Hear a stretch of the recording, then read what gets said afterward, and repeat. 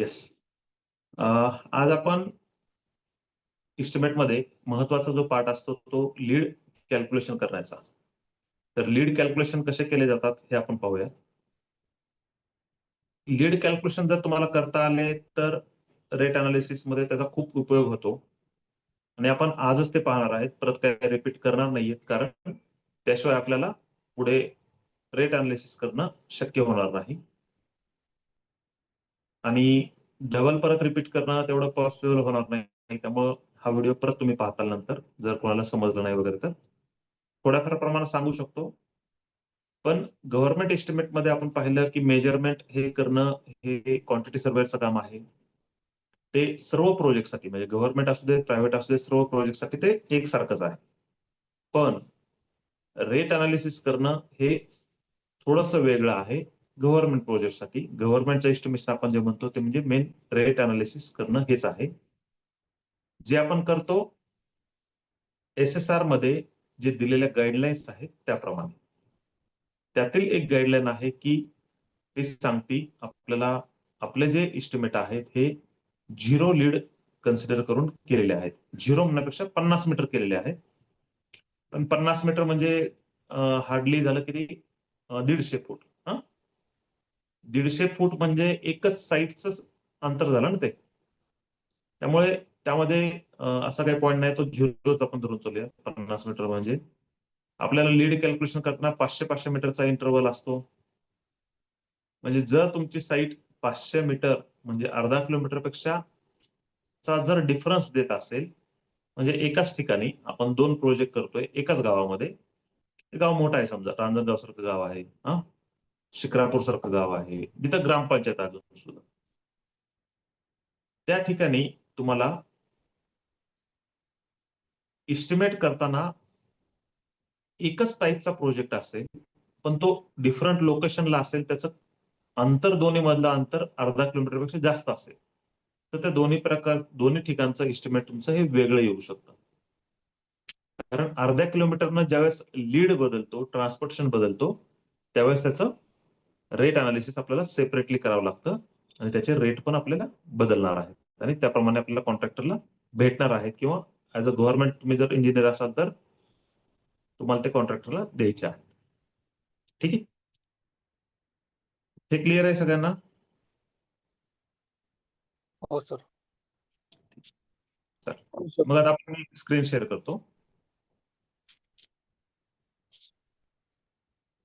आपण या ठिकाणी एक मी टेंटेटिव्ह लीड चार्ट धरलाय. मी काल तुम्हाला सांगितलं होतं की आपण काय करणार, एखादा एस्टिमेट जर आपल्याला तयार करायचा असेल, म्हणजे उदाहरणार्थ आपण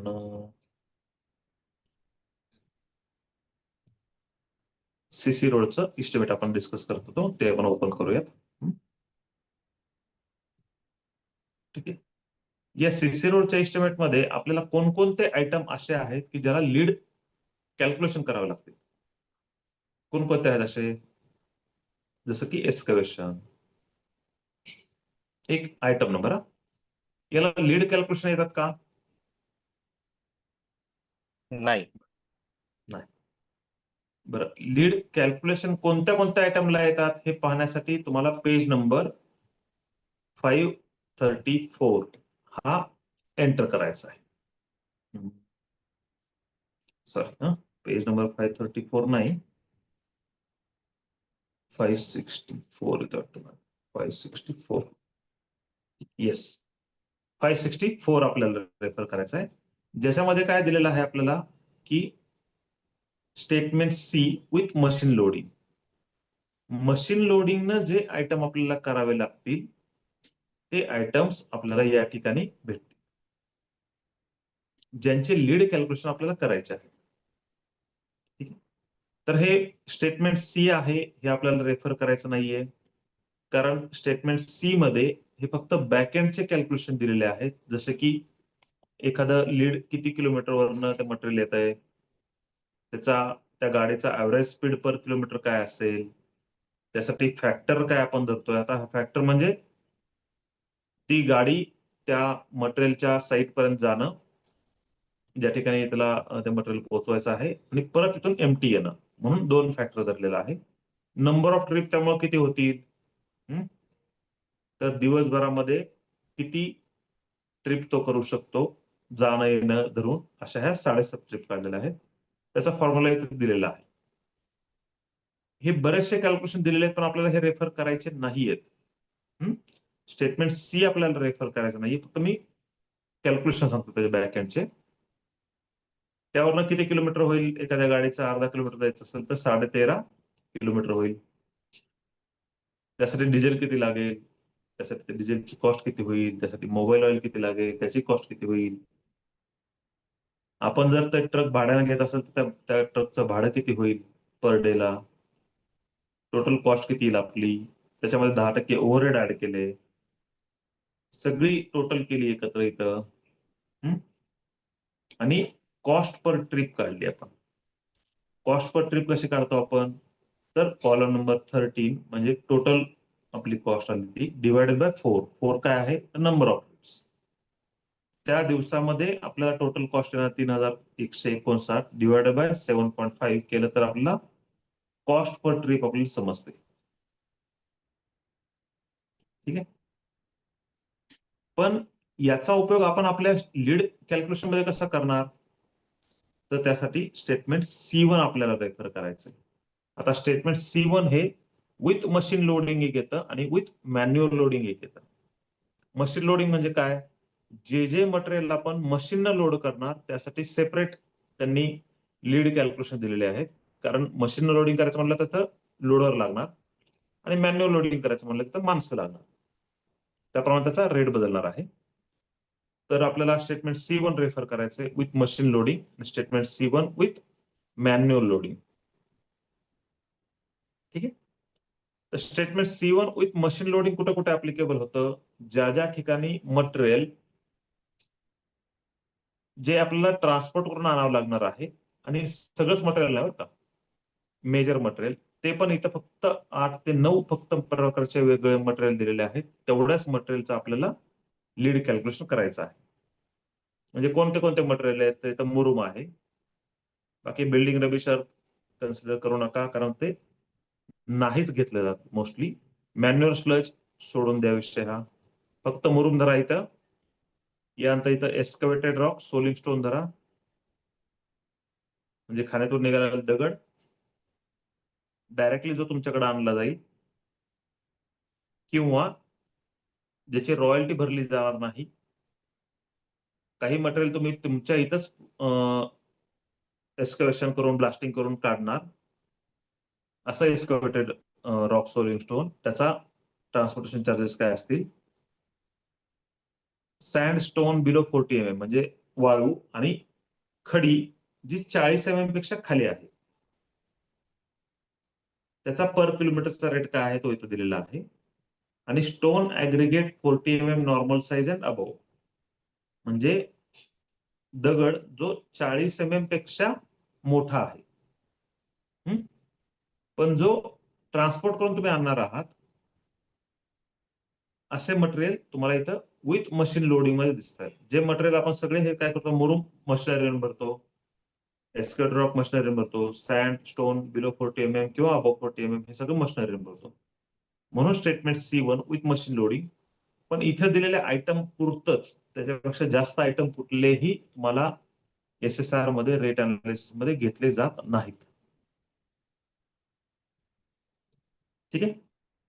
तर मग लक्षात ठेवायचं आपल्याला, मुरुम, दगड, वाळू, आणि जी वाळू 40 mm पेक्षा खाली आहे, किंवा जो दगड क्रश करून 40 mm पेक्षा खालचा आलेला आहे, म्हणजे 12 mm मेटल, आपलं 10 mm मेटल, 20 mm मेटल, हे सगळं इथं येईल. आणि अबव 40 mm जे असतात, म्हणजे 80 mm चा मेनली आयटम जो आपण काय म्हणतो त्याला,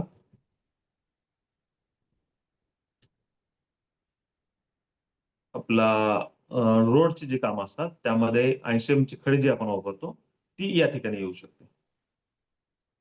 ठीक आहे.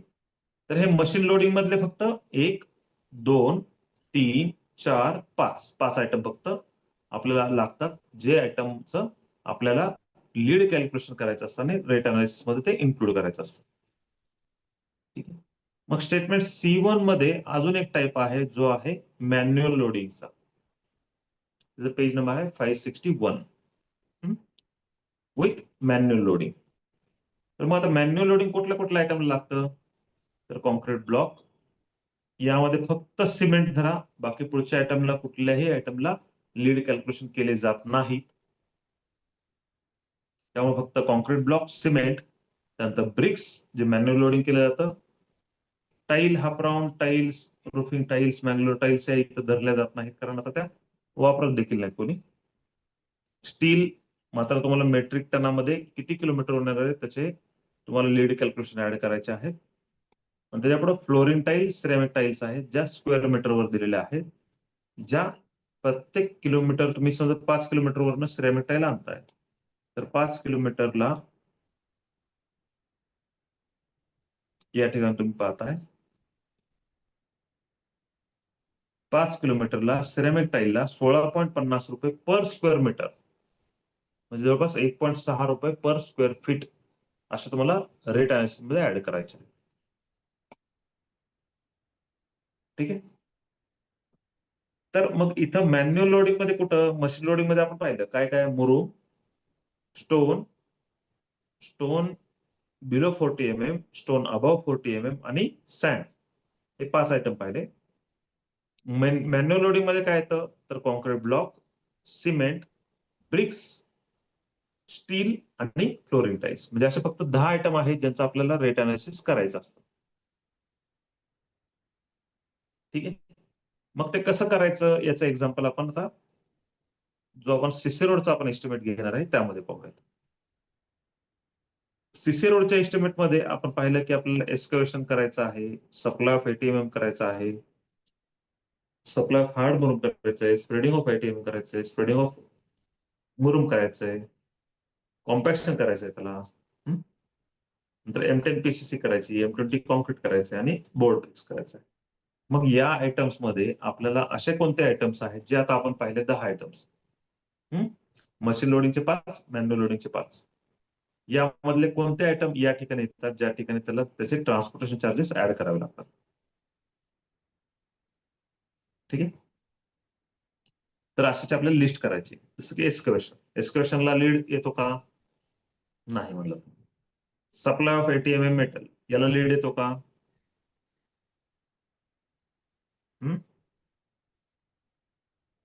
हो. येतो. तर सप्लाय ऑफ ATMM ला लीड येतो तो मग कोणता असतो? ट्रान्सपोर्टेशन, हा, machine loading. Machine loading above 40 mm.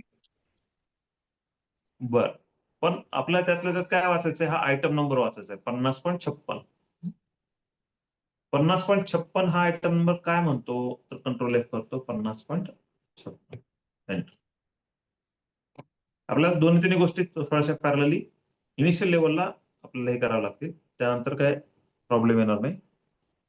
50.56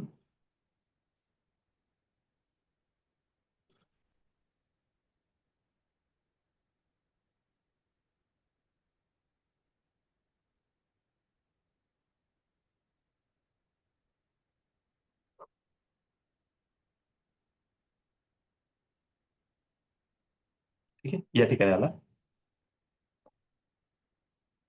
या ठिकाणी काय सांगितलं पहा, ATMM metal by breaking boulders hand broken, म्हणजे हाताने तोडायचं आहे ते ATMM जे करायचं ते. मग अशा केसमध्ये तुम्ही हा आयटम कोणता वापरता?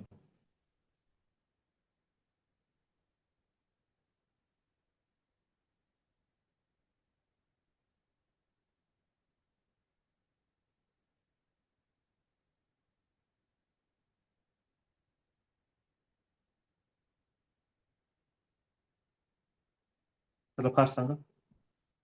खाणीतून निघालेला दगड आणून त्याला साईटवर फोडायचा होता. ओके, बरोबर आहे.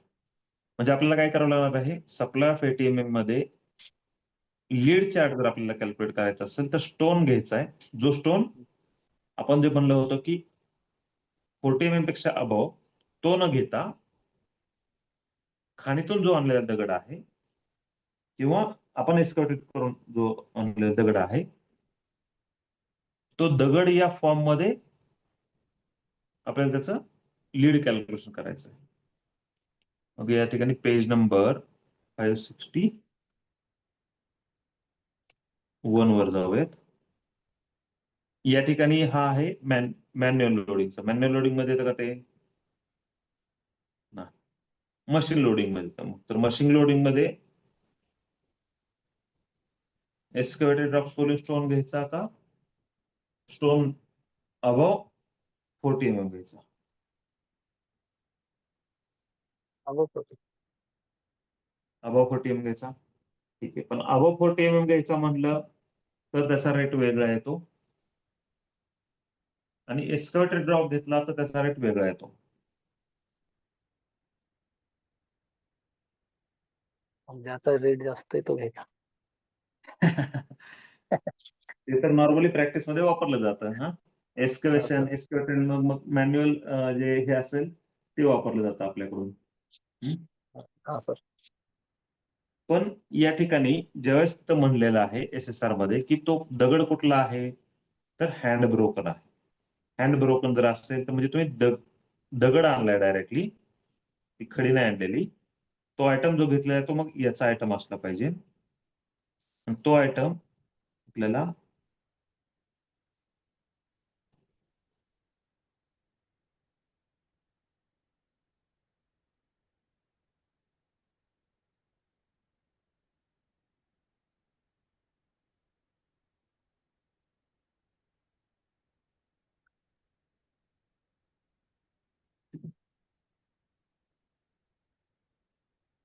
बरं. आता यामध्ये आपण जे कॅल्क्युलेशन करणार आहे, तर स्टोन किती किलोमीटर येतोय आपला? 20. तो 20. 20 किलोमीटरला आपल्याला एक्सकॅव्हेटेड रॉकला किती लीड भेटतील? तर इथं 20 किलोमीटर आहे, ते लीड इन किलोमीटर आहे. पहा इथं, पहा तुम्हाला काय दिसतंय, प्रत्येक अर्धा किलोमीटरला अर्धा, 1, 1.5, 2, 2.5 असं 10 पर्यंत त्यांनी हे केलेलं आहे. त्यानंतर 1-1 किलोमीटरचा डिफरन्स केलाय. 11, 12, 13, 14, 15, नंतर 5 किलोमीटरचा डिफरन्स केलाय. डायरेक्टली 20, 25, 30. आता आपल्याला जर एक्सकॅव्हेटेड रॉक वापरायचा असेल जो 20 किलोमीटरहून येतोय, त्या केसमध्ये आपल्याला डायरेक्टली या ठिकाणी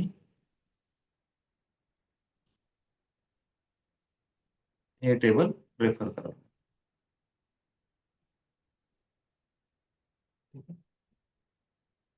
हे टेबल रेफर करताना आपल्याला एक्सकॅव्हेटेड रॉक घ्यायचा आहे, म्हणजे या ठिकाणी 597.92 रुपये 20 किलोमीटरसाठी त्यांनी धरलेला आहे.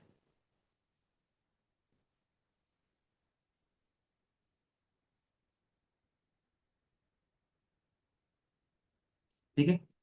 मग आता या ठिकाणी आपण कसं लिहायचं हे?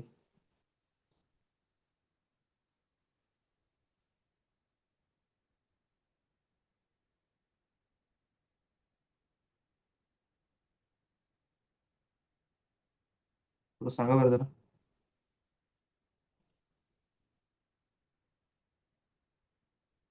20 किलोमीटरचा एक्सकॅव्हेटेड रॉकचा 597.92 आहे. तर आपण तो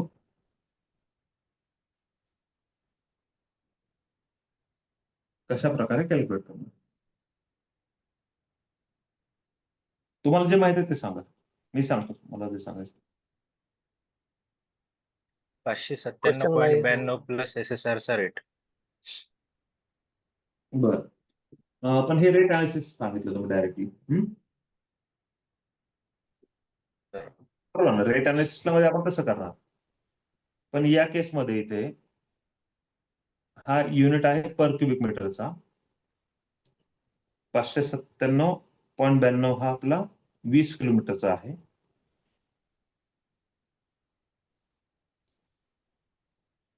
तर अशा केसमध्ये या ठिकाणी तुम्हाला एक ऍडिशनल अजून गरज आहे, जी आहे ट्रान्सपोर्टेशन. ट्रान्सपोर्टेशन, पण ज्यामध्ये काही सांगा बरं जरा. सप्लाय ऑफ रेट ऍड होणार त्याच्यामध्ये. सप्लाय ऑफ रेट ऍड होणार. बर 597.92 स्टोनचा घेतलेला आहे आपण. ठीक आहे. फ्युलचं पण होईल ना ते, हा फ्युल चार्जेस कोणते फ्युल चार्जेस पण आले का त्याच्यामध्येच मग? सगळेच आलेत. आपण SSR वाचला त्यावेळेस त्यांनी काय सांगितलं होतं, फॅक्टर 2 धरला होता बघा. याच्या अगोदरचे जे कॅल्क्युलेशन केले होते तिथे त्यांनी हा फॅक्टर 2 धरला होता. तो त्याचाच आहे, लोडिंग अँड अनलोडिंग. म्हणजे सॉरी, लोडिंग अनलोडिंगचे ते इथं आले, लेबर मध्ये आले, पण फॅक्टर मध्ये तो जाणार आणि एमटी परत येणार तो पण धरलेला आहे. अच्छा. ठीक आहे. ठीक. तर आपल्याला स्टोनचा जो हे आहे तो 597.92 धरायचा आहे. जो कशामुळे धरला आपण,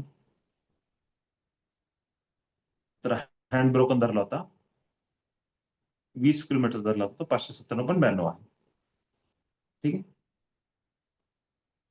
हार्ड मुरुम हा 10 किलोमीटर येणार आहे, तर त्याचे मी 345.15 धरले. तर हार्ड मुरुम हा पण मशीन लोडिंग मध्ये आहे. मुरुम किती किलोमीटर आहे त्याचं, पहा परत एकदा, 10 किलोमीटर आहे. तर 10 किलोमीटरला हार्ड मुरुम हा पर क्युबिक मीटरला 330.77 येतो. धरलाय का आपण तेवढा, 345.15 धरला. किती येतो बघा बरं जरा,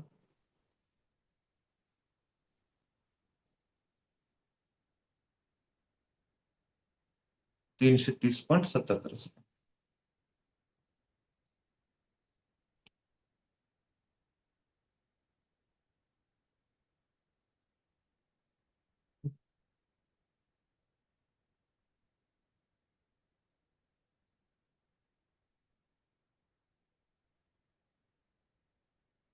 तर आता सिमेंट समजा 8 किलोमीटर होत आहे, तर हे बरोबर आहे का लिहिलेलं इथं, सिमेंट 8 किलोमीटर होते. कसं पाहणार, मॅन्युअल लोडिंग मध्ये जायचं. ठीक आहे. स्टेटमेंट C1 मध्ये जायचं. सिमेंट 8 किलोमीटर नेते, 208.43. बरोबर लिहिले का पहा, 208.43.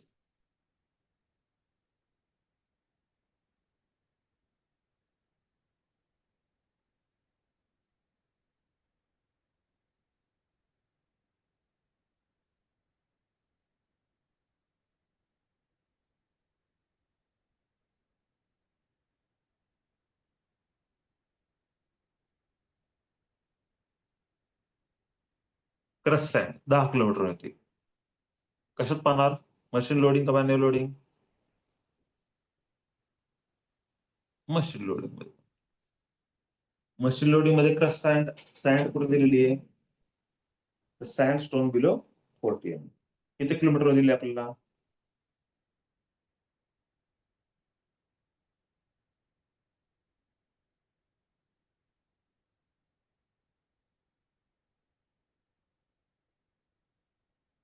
10 किलोमीटर. किती येतो 10 किलोमीटरला,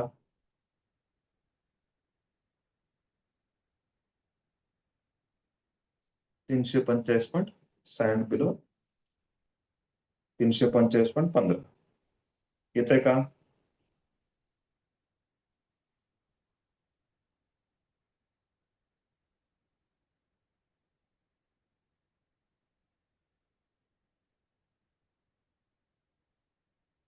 नाही, कमी आलेलं आहे. 345 पाहिजे, काय काय 345.15 पाहिजे ना.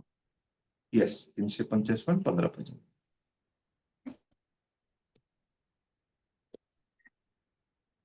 ऍग्रिगेट मेटल, आता हे पण तेवढंच यायला पाहिजेत ना. जर सँड बिलो 40 mm धरले आपण तर तेवढंच आहे.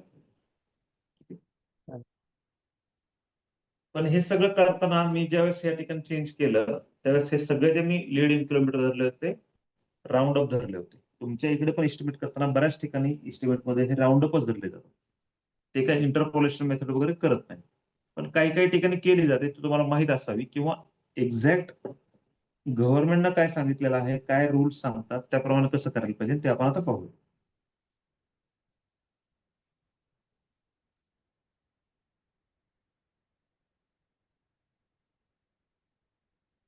ठीक आहे. तर यासाठी या ठिकाणी मी एक लीड चार्ट ओपन केलाय. स्टोन 12 किलोमीटर येत असेल तर मला सांगा किती आपल्याला लीड ऍड करावं लागेल. स्टोन 12 किलोमीटर येतोय तर आपल्याला किती लीड ऍड करायला विथ मशीन लोडिंग मध्ये घेणार स्टोन?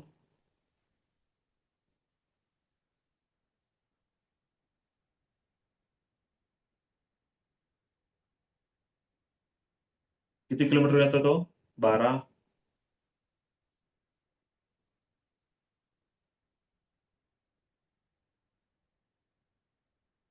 ठीक आहे. 12 किलोमीटर किती येतं ते?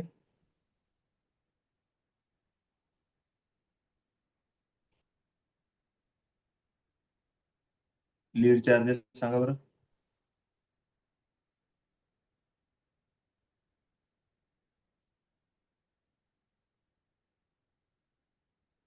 तर 455.14 येतील ते. Excavator drop 455.14. इकडे घेतलेत का तेवढे?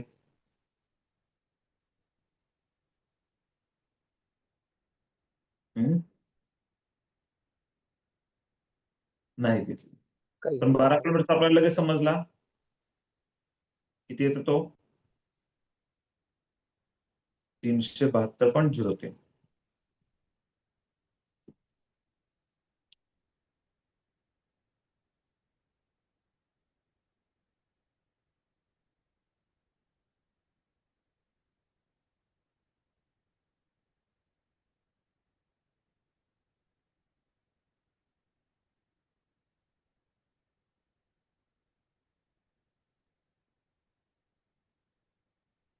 आता हेच क्रश सँड आहे, ती 13.5 किलोमीटर येते. त्याचं सांगा बरं जरा मला.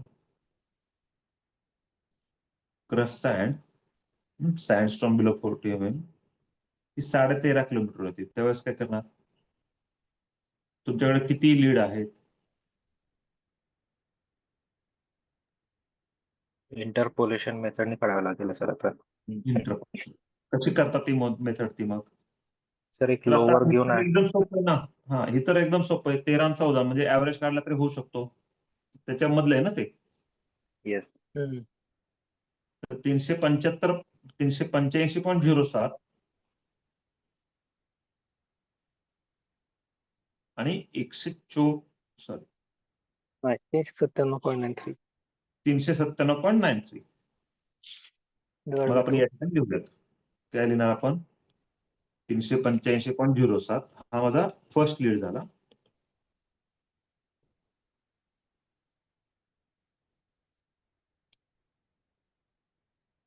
आणि सेकंड लीड आहे तो 397.93.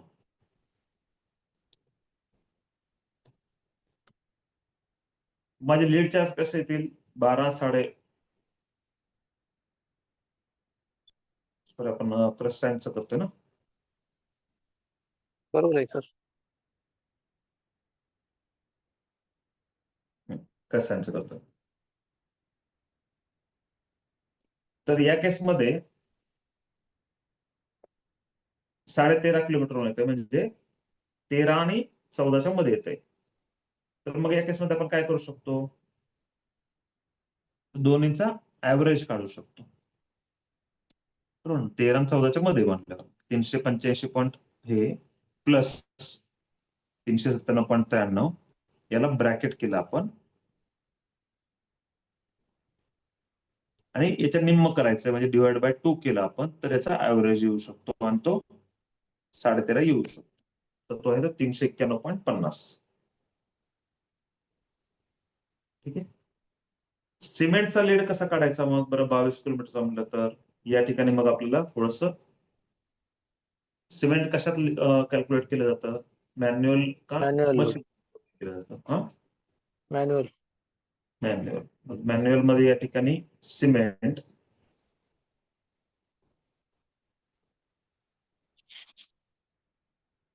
सिमेंट किती किलोमीटर आहे तुमचं सिमेंट?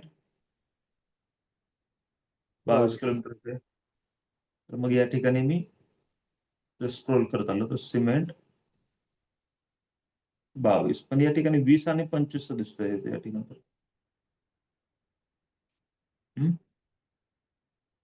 20 आणि 25चा मला किती किलोमीटर जायचंय? 22 किलोमीटर. 22. मी काय करणार, माझा जो लोअर लीड आहे जो आहे 348.18 तो मी इथे लिहितो, आणि अप्पर लीड आहे तो किती आहे? 413.27.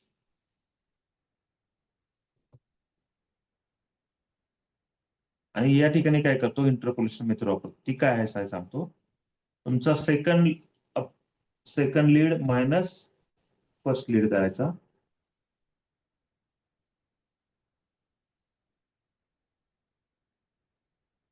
ठीक आहे, डिवायडेड बाय किती करायचं? 22. 20 आणि 25च्या मधला आहे, म्हणजे हा जो डिफरन्स आहे तो 5 किलोमीटरचा आहे. डिवायडेड बाय 5 करायचं, म्हणजे तुमचं काय पर किलोमीटरचा लीड येईल. याला मल्टिप्लाय बाय काय करायचं? 2 न 22. करायचं, म्हणजे 2 किलोमीटर आपल्याला पुढे जायचंय. ते तर 26.06. यामध्ये अजून प्लस ऍड करायचं. ते काय आहे, तर तुमचा लोअर लीड जो आहे तो ऍड करायचा या ठिकाणी. याच्या पुढे आणि या सेकंड अप्पर लीडच्या मध्ये हे कॅल्क्युलेशन आपल्याला यायला पाहिजे, जे आता 374.17.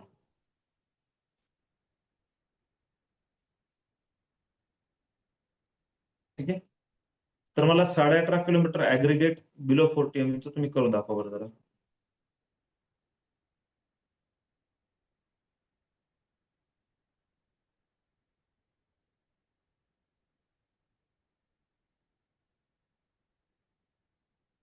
करताय का?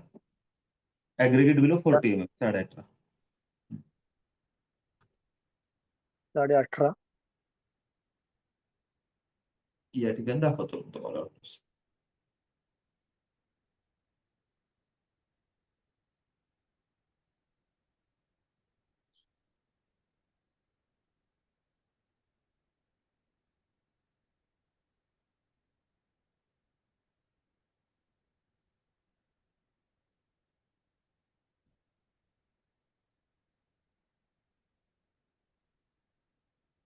15 आणि 20 येते का?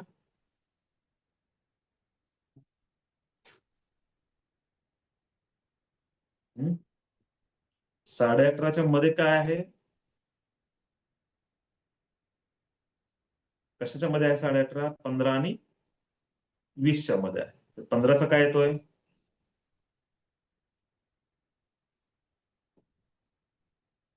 हम्म? 15चा लीड काय येतोय? तर तो येतो 15. समजा आपण 410.55 धरले.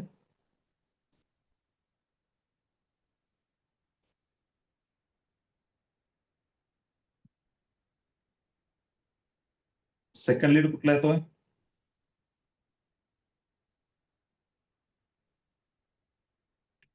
20चा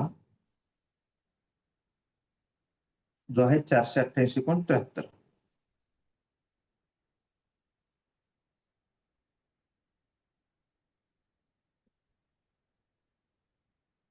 लीड चार्जेस कसे कॅल्क्युलेट करायचे? Second lead minus first lead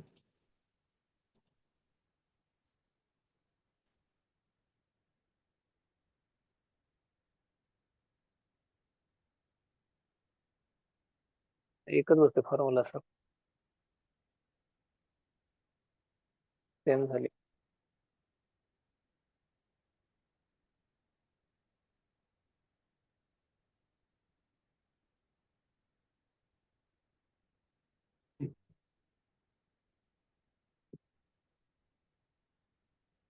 तर आपल्याला काय करावं लागेल? याचा डिफरन्स काढावा लागेल.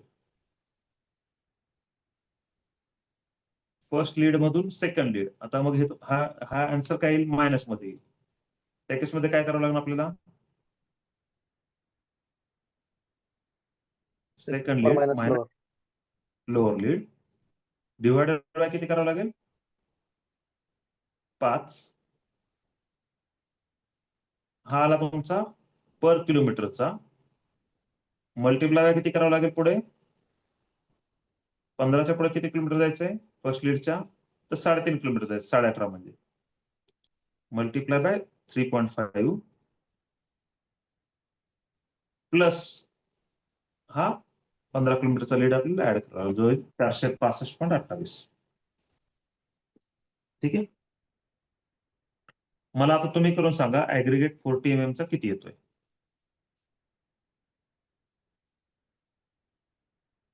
स्क्रीनशॉट घेतला नसेल तर घ्या, मी परत स्टॉप केला असतो. ऍग्रीगेट अबव 40 mm 18.5 किलोमीटरचा लीड कॅल्क्युलेशन किती येते.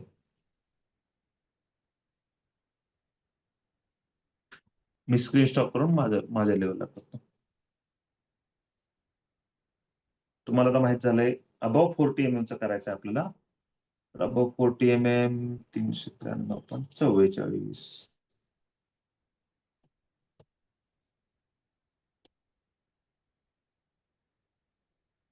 सेकंड लीड किती येतोय,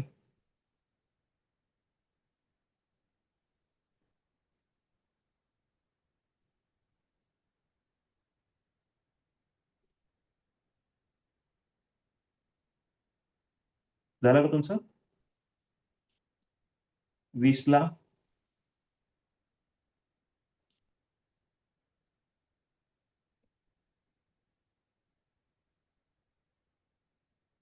याचा फॉर्म्युला काय येतोय,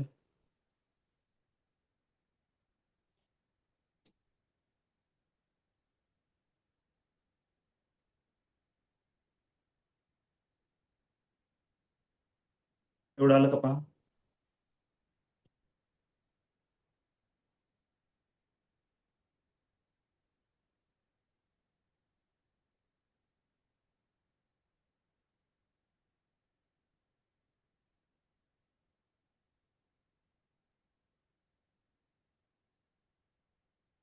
येत आहे.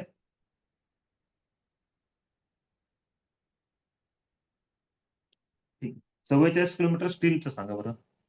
स्टील हे मॅन्युअल लोडिंग येईल का मशीन लोडिंग येईल, माणसाने भरलं जातं steel. Manual estimate.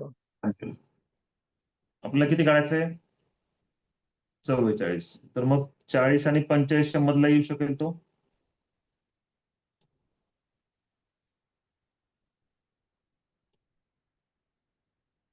Statement C1 मध्येच पाहावं लागेल. सी काय आहे सर? स्टेटमेंट सी हे बॅकएंडचे कॅल्क्युलेशन आहेत. म्हणजे तुम्ही आता स्टेटमेंट C1 आपण जे पाहतो ना, ते कॉस्ट पर ट्रिप आले नाही. आता बघा तुम्ही 1 किलोमीटरला कॉस्ट पर ट्रिप किती आली, 1043.87. ही कुठून आली ते तुम्हाला स्टेटमेंट सी मध्ये सांगितलेली. 1 किलोमीटरला पहा कॉस्ट पर ट्रिप सगळ्यात शेवटचा कॉलम किती आलाय, 1043.87 आलाय. तर हा 1043 कसा आलाय, तो या कॅल्क्युलेशन आलाय हे त्यांनी इथं सांगितलेलं आहे. अच्छा. पण आपल्याला कॉस्ट पर ट्रिप पण रेफर करायची नाहीये. आपल्याला डायरेक्टली काय करायची, आता इथं त्यांनी करूनच दिलेले, पर युनिट करून दिलेले ना.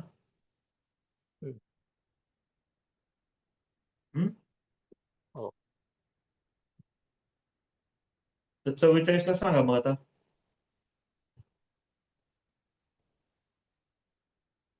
Steel 44 kilometre.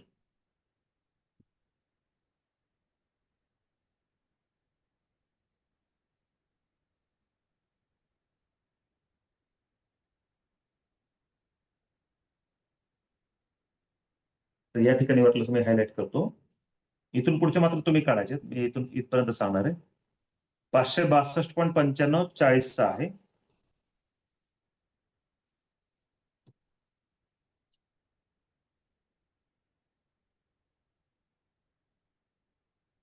.422 622.10 हा 45 आहे. आपल्याला लीड चार्जेस काय करायचे, केले का कोणी.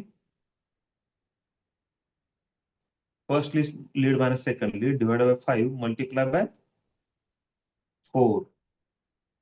44 म्हणून. फॉर्म्युला एकदा सांगा सर, तो लिहूनच घेऊ. Second lead minus first lead करायचं.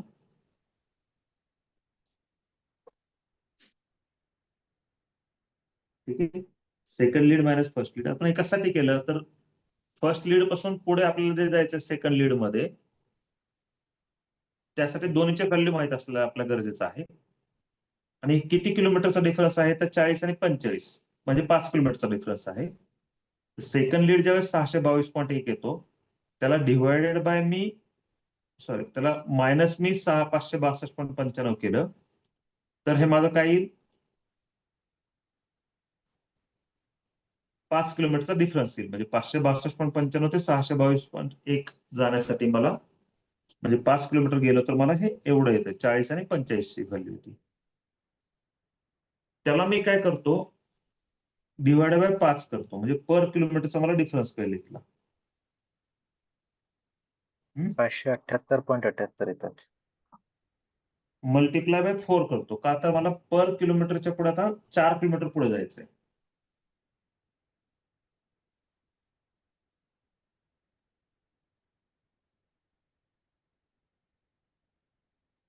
मल्टिप्लाय बाय 4 केलं, प्लस यामध्ये काय करायचं आता, किती किलोमीटरच्या पुढे जायचंय तर 562.95च्या पुढे जायचं, म्हणून प्लस मी 562.95 केलं, तर ते 610.27 येईल.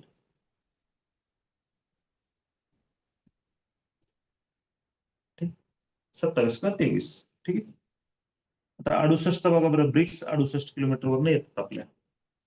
ब्रिक्सचं युनिट आहे पर 1000 ब्रिक्स. तर 68 म्हणजे 65 आणि 70 आहे का 60 आणि 70 आहे बघायचं. आणि मॅन्युअल लोडिंग आहे, म्हणजे ब्रिक्स या ठिकाणी पहा विथ मॅन्युअल लोडिंग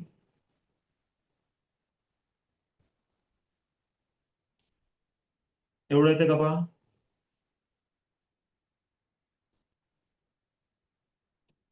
60 आणि 70 ब्रिक्स मध्ये पाहायला गेला तर या ठिकाणी 2296.13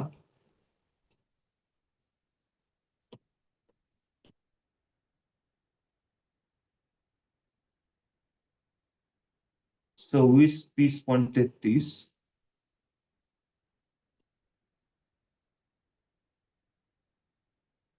लीड चार्ज कसे कॅल्क्युलेट करायचे, हे मायनस हे, म्हणजे 60 आणि 70च्या मधली व्हॅल्यू किती, 234.20 येते. याला काय करायचं, ब्रॅकेट करायचं, डिवायडेड बाय किती किलोमीटर तुम्हाला पुढे जायचंय तेवढं टाईप करायचं. किती किलोमीटर पुढे जायचं आपल्याला,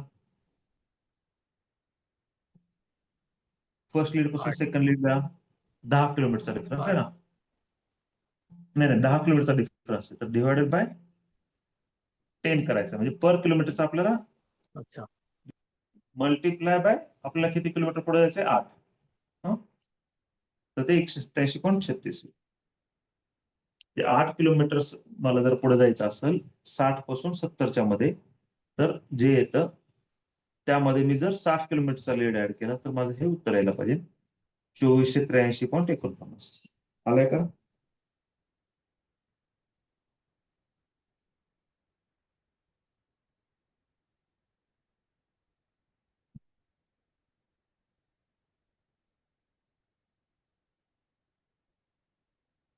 आलंय का पहा सांगा. येस, बरोबर. ठीक आहे. तर मग आता काय करा तुम्ही, मी तुम्हाला एक चार्ट व्हॉट्सअप करतो ग्रुपवर, बाकीचे राहिलेल्याचे लीड तुम्ही कॅल्क्युलेट करा. जर तो नवीन चार्ट असेल तर सगळ्यांचे शिका. तर इंटरपोलेशन मेथड काय म्हणते, second lead minus first lead, म्हणजे समजा मला जर 68 किलोमीटर जायचंय तर फर्स्ट लीड काय आहे माझा, तिथं चार्ट मध्ये दिलेला 60, सेकंड लीड मध्ये काय आहे तो आहे 70, second lead minus first lead जो येतो तो तेवढ्या किलोमीटर मधल्या याचा डिफरन्स आहे, जो येतो तो डिफरन्स, त्याला डिवायडेड बाय पर किलोमीटर केलं तर 60 पासून 70 किलोमीटर जायला मला पर किलोमीटरला मला किती खर्च येतो तो काढला आपण, त्याला मल्टिप्लाय बाय काय करायचं 8 करायचं, कारण 60च्या पुढे आपल्याला 8 किलोमीटर जायचं. प्लस काय करायचं, लोअर लीड जे आहेत ते ऍड करायचे. ठीक आहे. तर मला रिव्हर्स हँडचं जरा फास्ट मध्ये सांगा, बाकीचं तुम्ही मग नंतर करा. रिव्हर्स हँड 134 किलोमीटर येते. हॅलो सर, ती सेकंड लीड अप्पर काय ब्रिक्सचं 25-30.33 आहे, 26.30 आहे. अच्छा, हे केलं का पुढचं? रिव्हर्स हँडचं फर्स्ट लीड किती येतं बघा बरं. ब्रिक्स कन्फ्युजन आहे. कन्फ्युजन झालं काय? हा, ब्रिक्स सेकंड अप्पर लीड काय आहे? Second lead 2630.33. हा. ओके. 2630.33 मी कुठलं घेतलं? अच्छा, 25 ते टाईप करताना हे झालं, गडबड झाली. हा, ठीक आहे. हा सर, बरोबर आहे. आता 25-63.49 टाईप करताना ते मिस्टेक होती. रिव्हर्स हँडचं करा बरं.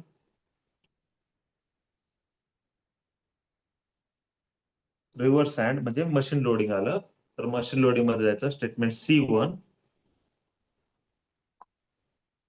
Reverse hand. सॅड म्हणजे किती किलोमीटर येते आपली? ही सॅन्ड आहे 134, म्हणजे 125 आणि 150 मध्ये येईल का?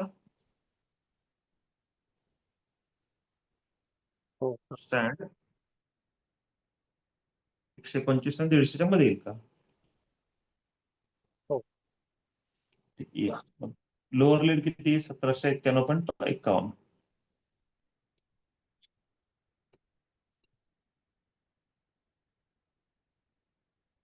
अप्पर लीड किती आहे? किती किलोमीटर वर आहे? म्हणजे हे 25 किलोमीटरचा डिफरन्स आहे. 2114.70.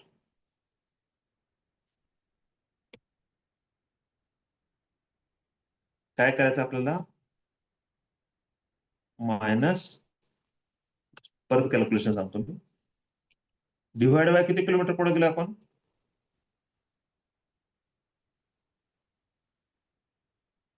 किंवा किती किलोमीटरचा डिफरन्स आहे? आपण 20 आणि सॉरी 25 आणि 25 किलोमीटरचा डिवाइड बाय 25 करायचं. 12.93. किती किलोमीटर पुढे जायचं आपल्याला? 9 किलोमीटर. 25 पासून पुढं किती? 9 किलोमीटर. 9 किलोमीटर जायचं. 9 त्याला 116.35. त्यामध्ये आपण काय करायचं? 125 चा जो फर्स्ट लीड आहे तो ऍड करायचा. त्याला पाहिजे 1970 लोअर लीड ऍड करायचा. डिवाइड बाय 25 मल्टिप्लाय बाय, बरोबर आहे ना? हो. मग ह्या 1907 येतो ना? 1907 नाही सर, 1435. 1400 कसं काय? 1791 जर लोअर आहे तर आपला 1700 नाही, 1339 ना. नाही, 1791 आहे ना? सँडस्टोन तुमच्या गेल्यात आता गडबड झाली. मग माझ्या घेण्यात झाली. 1791 युनिट पर क्युबिक मीटर. हो, मी रॉकची घेतली. ते काय, ते बरेच त्या टेबल मध्ये हे, त्यामुळे ते गडबड व्हायला लागली.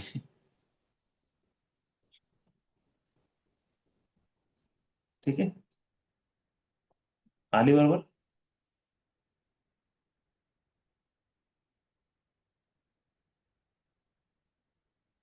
येस. 1635 सर, हो बरोबर. चला, मग आता मी हे पुढचे आणि काही वेगळे देतो. तर तुम्ही काय करा, आता फक्त लीड चार्ट कॅल्क्युलेट केला ना, तर उद्यापासून आपल्याला फक्त रेट अनालिसिस करायचे. आपण काय करू, ते मेजरमेंट हे करू आणि त्यानंतर त्याचे रेट अनालिसिस कसे करायचे हे पाहूया. जर आपल्याला मेजरमेंट आपले तयार असतील, आपले जर आयटम आपल्याला माहित असतील, त्याच्यातून किती किलोमीटरवरनं मटेरियल येणार ते माहित असेल, म्हणजे लीड चार्ट तयार झाला. याच्यावरनं क्वेरी चार्ट एक तयार करावा लागतो. क्वेरी चार्ट म्हणजे काय असतो, तर तुमचं मटेरियल कुठून येणार आहे ते एका डायग्रामवर दाखवणं तुम्ही. याच्या वेगवेगळ्या पद्धत आहे. जसं इथं दाखवले की तुम्ही सेंटरला साईड दाखवली आणि इकडनं एवढ्या किलोमीटरवरनं ऍग्रीगेट स्टोन येतंय, एवढ्या किलोमीटरवरनं रिव्हर सँड येते, एवढ्या किलोमीटरवरनं क्रस्ट सँड येते. तर हा क्वेरी चार्ट असतो. मग तुम्ही तो तसा दाखवू शकता किंवा अशा पद्धतीनं गुगल मॅपवर पण दाखवू शकता. ठीक आहे. तर कुठली मेथड वापरा, क्वेरी चार्ट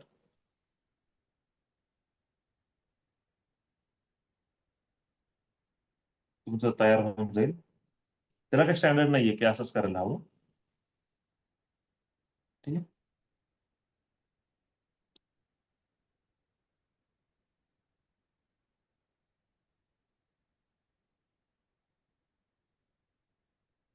तर लीड चार्ट आणि क्वेरी चार्ट हा तयार करा. मी ग्रुपवर शेअर करतो ब्लँक डेटा असणार. तुम्ही फ्रेशली कॅल्क्युलेट करा. असा एक्सेल मध्ये तयार करा लीड चार्ट. ठीक आहे. आपण उद्या भेटूयात. आता डायरेक्टली आपण मग रेट अनालिसिस थोडंसं म्हणजे मेजरमेंट करूयात आणि रेट अनालिसिस चालू करूयात. ठीक आहे. चालेल, मग आपण थांबूयात या ठिकाणी आता. Yes, thank you.